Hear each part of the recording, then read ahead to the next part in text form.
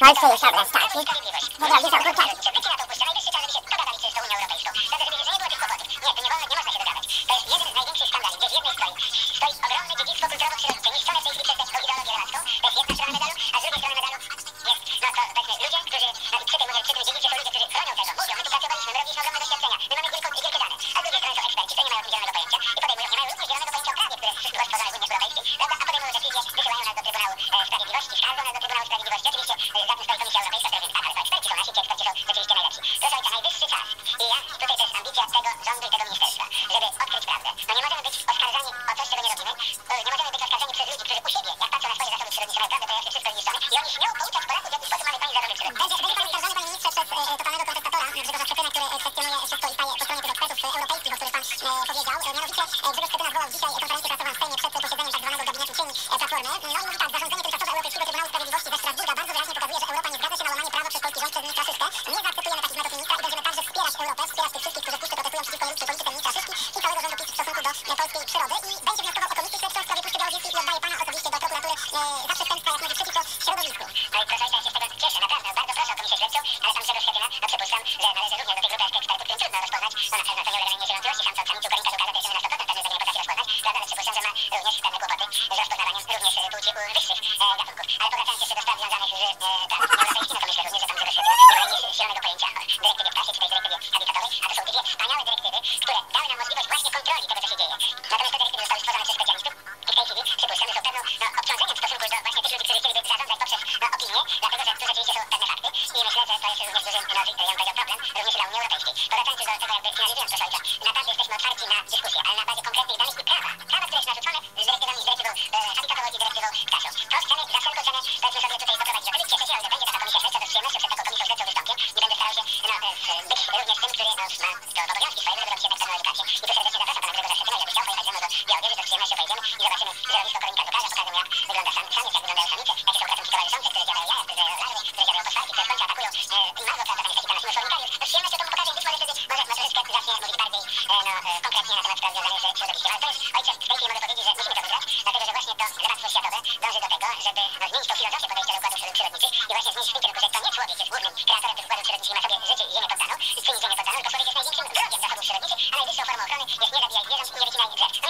mieliśmy również tego rodzaju sytuację przy tej nieszczęsnej ustawie, która jest określona jako wszystko. To była świetna ustawa, notabene mówiąc, gdy dawała możliwość działania komuś u siebie na terenie własnej działki, to była projekt poselski, dlatego że jak chcesz sadzić drzewo, to sobie sadź, ale posadzić to masz prawo go również nie wyciąć. Ale mówię, to jest ta filozofia, która mówi nie wycinaj, nie zabijaj, człowiek największym wrogiem układów przyrodniczych. No i skończę zupełnie, proszę ojca, tutaj, no, jako dydaktyk też muszę powiedzieć, że staram się i robię to i podpisałem listy do wszystkich ministrów świata, żeby obserwowali to, co dzieje się w Puszczy Białowieskiej na bazie konkretnych danych, podałem stronę internetową, podałem również informacje, myślę, żeby nie popełniać więcej takich błędów w układzie światowym. Ale temu nie służą ruchy lewackie, tylko temu służą ruchy, które rozumieją dokładnie, jak funkcjonują zasoby przyrodnicze i że te zasoby przyrodnicze są dane przez Boga człowiekowi po to, żeby je użytkował i to w sposób rozumny. I Polska jest tego wzorem. To właśnie polskie leśnictwo, polskie to intensywne rolnictwo, polskie łowiectwo zaowocowało tym, że mamy tak piękną bioróżnorodność, której nie mają inne kraje Unii Europejskiej, które starają się nas pouczać, w jaki sposób mamy chronić. My wychodzimy z otwartą ręką ku temu, żeby pomóc zachodniej Europie, odbudować te układy przyrodnicze, które zniszczyły poprzednio dzięki swojej mentalności, prawda? I my chcemy im pomóc i dlatego żeśmy wyszli z tą inicjatywą. Damy wam żubry. Proszę bardzo. Kto ma żubry? Mówią, u nas w Polsce żubry się strzela. Nie, to jest Polska niszczy żubry. Nie. Oni wystrzelali żubry już dawno wcześniej. My w tej chwili chcemy im dać te żubry. Odtworzyliśmy ten gatunek i bardzo prosimy, żeście te żubry, jeśli wam damy pieniądze, pomożemy wam, żebyście te żubry zaczęli utrzymywać się, żebyście chronili bioróżnorodność. Żebyście obszarali tą bioróżnorodność taką, jak mamy w Puszczy Białowieskiej. Ale nie chcą tego. Proszę ojca, nie chcą ani żubra, ani pieniędzy. No proszę sobie wyobrazić, czy nie jest to dziwne? A chcą nas pouczać, w jaki sposób chronić żubra i Puszczę Białowieską na naszym terenie. No nie, odwrotnie. Polska nie może się dać obrażać. Honor polskiej nauki, honor polskiej lokalnej ludności, która wie, jak użytkować zasoby przyrodnicze zwiększa i to jest moim misją w tym resorcie po to, żeby pokazać, że Polska jest najlepsza w tym zakresie, a żadnych procesów się nie boi. Dziękuję bardzo. Dzisiaj więcej jeszcze pan minister Andrzej Konieczny z Puszcza Białowieska, Spór Polskiej Europie, rozmowa niedokończona. Bardzo dziękuję panie ministrze. Dziękuję ślicznie, z panem Bogiem, do usłyszenia. Panem Bogiem. Naszym gościem był minister środowiska, pan profesor Jan Szyszko.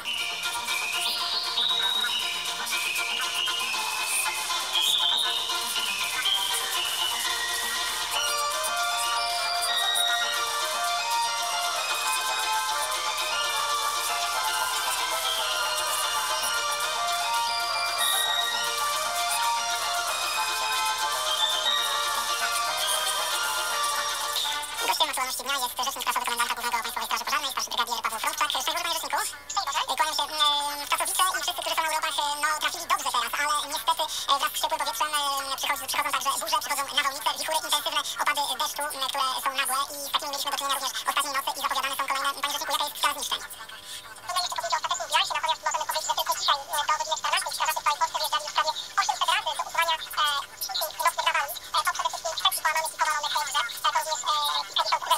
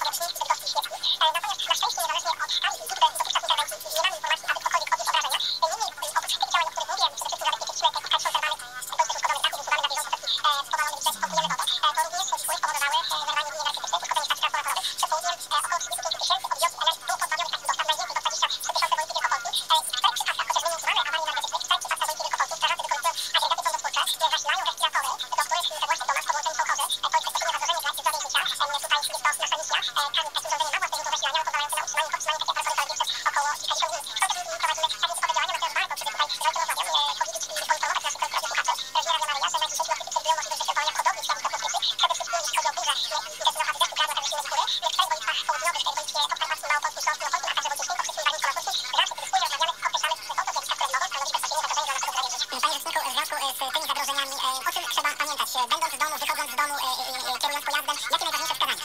Przede wszystkim najważniejszym przesłaniem jest to, że musimy mieć świadomość, że nie zmniejsza na to, że w tych kulach, kiedy burza zostały nas na powierzchni, nie wolno nam pod jakimkolwiek pozorem szukać paliwa podgrzewami, mijając paliwa egzotycznymi, a także zjadania o odpowiednich celów, stanowiącymi ostatnie to pozbycie się konsumpcję, najlepiej przeczekać na bałuce w domu. Niemniej lub gdyż nie wolno nam zarazem obserwować przez okno i dokumentować określone zagrożenie. Wychodząc z domu pomimo upału, powinniśmy pozamykać okna, wyłączyć wszelkiego rodzaju odbiorniki energii poza lodówką, wcześniej usunąć z parapetu balkonu przedmioty, które wiatr może odezwać. Kierowcy w miarę możliwości powinni unikać parkowania samochodów pod drzewami, tylko po uznaniu ciszy nocy i hałasie pojazdów stałych powodów, kiedy na te pojazdy przewróciły się drzewa, które tutaj złamamy przez ich górę. Kiedy jedziemy na urlop lub wracamy z pracy samochodem, musimy pamiętać, że deszcz i kura po ograniczeniu skuteczności powinniśmy wcześniej wystosować analogii jechać na pomocy, oczywiście nie stając pod drzewem, czy też nie ma wysokości czas awaryjny lub jechać na parking i czekać na bałuce, a tym, którzy korzystają z wcześniejszej pogody, są nad wodą, pamiętajmy o tym, że kiedy słyszymy odgłos, zbliżający się pieszy, jak najszybciej powinniśmy zejść z wody. Nie wolno nam w czasie burzy przebywać w wodzie, a kiedy wpływamy jachtem, rowerem wodnym, czy też kajakiem, jak najszybciej powinniśmy dopłynąć do brzegu, dawać się trochę sprzęt i również przeczekać tych budynków. Panie rzeczniku, w związku z tą wysoką temperaturą, czy są także jakieś informacje, ostrzeżenia w związku z chodzeniem do lasów? Świński nie będzie wprowadzone do zakazu wstępu do lasu, niemniej wysokie temperatury powodują gwałtowny wzrost zagrożenia pożarowego pod lasa. Wystarczy kilka upalnych dni, żeby ta wilgotność ściółki malała rzędu godzinę na godzinę. Jako dowód chciałbym ojcu i naszym ogrodnictwom powiedzieć fakt, że w instrukcji WIC-u polskiej strażacy wyjeżdżali 250 razy do gaszenia pożarów w polskich lasach. Lasy polskie są bezpieczne, one są monitorowane, natomiast tylko chowe. 1 sierpnia odnotowaliśmy 25 pożarów w lasach, to jest 1/10 tego, co w ciągu całego lipca. To pokazuje, jak wysoka temperatura powoduje wzrost zagrożenia pożarowego. Pamiętajmy o tym, że niestety tym najsłabszym odpłynem systemu bezpieczeństwa jest człowiek. Na 10 pożarów, do których dochodzi w polskich lasach, 9 z nich powoduje człowiek. Pamiętajmy o tym. Jeszcze dosłownie przepraszam. Pamiętajmy, że nie wolno nam rozpalać ognisk w lesie, a także na terenach przyleśnych, śródleśnych. Nie wolno wyrzucać niedopałków i wolno nam się tylko poruszać pojazdami, drogami, które są udostępnione dla fizycznego, czyli te drogi, na których stoją znaki drogowe, które określa prawo ruchu drogowego. Kiedy widzimy pożar, jak najszybciej powinniśmy zadzwonić pod numer 998, aby go wygasić. Panie rzeczniku, pytanie jeszcze dotyczące wychodzenia z domu, zwłaszcza dla osób z dziećmi albo osób starszych, o czym także warto pamiętać w te dni gorące, jeśli nie ma specjalnej potrzeby, czy w ogóle wychodzić, czy ten czas przeczekać. No także dla tych, którzy udają się w jakąś dłuższą podróż samochodem. Jeśli chodzi o ostatnie pytanie, powinniśmy robić sobie przerwy nie dlatego, że mamy mafilację. Natomiast nie tylko osoby starsze, tylko osoby, które cierpią na różnego rodzaju choroby, powinny ograniczyć wychodzenie z domu. W ogóle nie powinniśmy przebywać na powietrzu, na słońcu, szczególnie najbardziej o chemii, czyli w godzinach południowych, południowych, to najwyższe temperatury, które są podawane w prognozach pogodowych, są to temperatury w cieniu, natomiast temperatura optymalna jest o kilkanaście stopni wyższa. Powinniśmy zabierać z sobą butelkę z wodą. Pamiętajmy jeszcze o jednej kwestii, której mieliśmy taki przypadek w Zielonej Górze. Dotyczy to rodziców, którzy powinni pamiętać, że nie wolno, kiedy idziemy nawet na bardzo krótkie, jak później tłumaczą czy policjantom, pozostawiać w zamkniętym samochodzie, który zostaje na słońcu dzieci. Dotyczy to również osób, które posiadają zwierzęta. Niestety w tym roku kilkukrotnie już musieliśmy pomagać policjantom ewakuacji takich osób czy też zwierząt zamkniętych pojazdów. To jest puszka, która nagrzewa się do kilkudziesięciu stopni w ciągu kilku minut. Osoba, nawet dorosła, może ponieść śmierć. O tym powinniśmy pamiętać. Odczuwały są bardzo groźne, natomiast sądzę, że kiedy będziemy stosować wszystkie się do tych moich zaleceń, także do kodeksu, sądzę, że będziemy się mogli czuć bezpiecznie. Jeszcze jedna uwaga, pamiętajmy o tym soku termicznym na odczuwaniu w naszym organizmie. Kiedy dopuszczamy nad wodą, nie możemy gwałtownie wchodzić do wody. To może spowodować to, że nawet osoba, która dobrze pływa, może utonąć. Niestety tylko wczoraj 4-krotnie wyjeżdżaliśmy do poszukiwania osób, które utonęły. Panie rzeczniku, bardzo dziękuję za tę informację i dziękuję także za pracę, którą Państwo jako Straż Pożarna wykonujecie. No i życzenia dla Was, dla nas jak najmniejszej liczby interwencji. Dziękuję, szczęść Boże, wszystkiego najlepszego. Szczęść Boże. Naszym gościem był rzecznik komendanta głównego Straży Pożarnej, pan starszy brygadier Paweł Frączczak, a mówiliśmy o kodeksie, który każdy z nas powinien zachowywać dla bezpieczeństwa własnego i dla bezpieczeństwa najbliższych.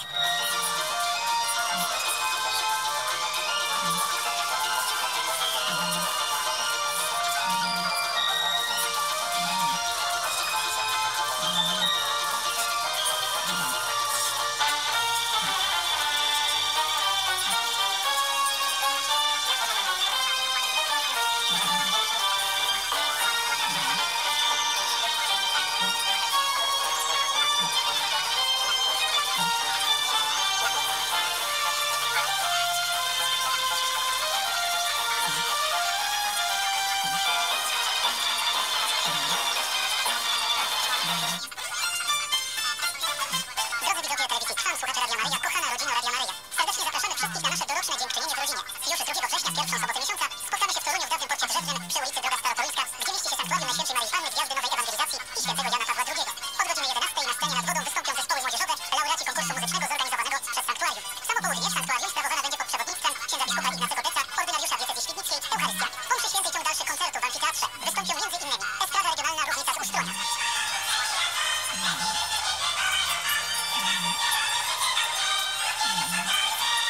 Zespół pieśni tańca Jurkowianie z Jurkowa, Brygida i Robert Łukowscy, Blue Party, Paweł Sijuk-Steiner zapraszam Państwa na prawdziwą śląską biesiadę.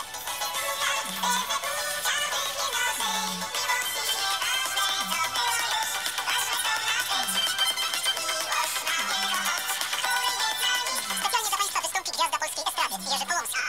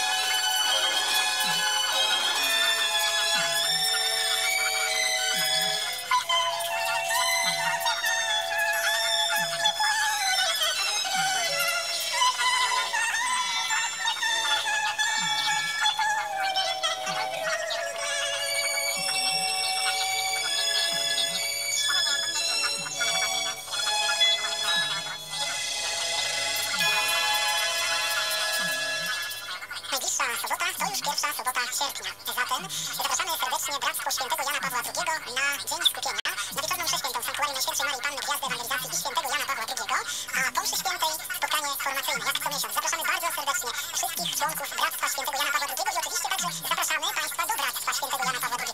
To jest szczególne wyróżnienie dla nas, którzy możemy posługiwać się w tym sanktuarium, ale także być kustoszami relikwii Świętego Jana Pawła II. A być kustoszami to także nieść nauczanie Świętego Jana Pawła II, być animatorami takiego nauczania, promocji nauczania Świętego Jana Pawła II w swoich środowiskach. Zapraszamy bardzo serdecznie. A zatem jeszcze raz, najbliższa sobota, pierwsza sobota sierpnia, godzina 18, msza święta w sanktuarium i później spotkanie formacyjne.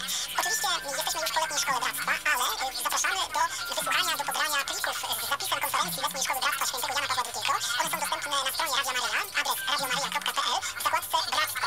To są wykłady, które w ramach letniej szkoły przygotował i prowadził wybitny ksiądz profesor Paweł Bortkiewicz. A zatem zapraszam także do tego, żeby skorzystać z tych wykładów i członków bractwa, i tych, którzy chcą poszerzyć swoją wiedzę, i przyszłych członków bractwa do tego, ażeby te wykłady pobrać, wysłuchać, przekazać dalej, po prostu uczyć się tego, co święty Jan Paweł II ma nam do powiedzenia. Na stronie Radia Maryja w zakładce bractwo znajdą Państwo także informacje dotyczące bractwa. Co trzeba zrobić, żeby przystąpić, jakie są warunki uczestnictwa w bractwie świętego Jana Pawła II. Tam wszystko Państwo znajdą, dlatego zapraszamy radiomaryja.pl, zakładka Bractwo świętego Jana Pawła II.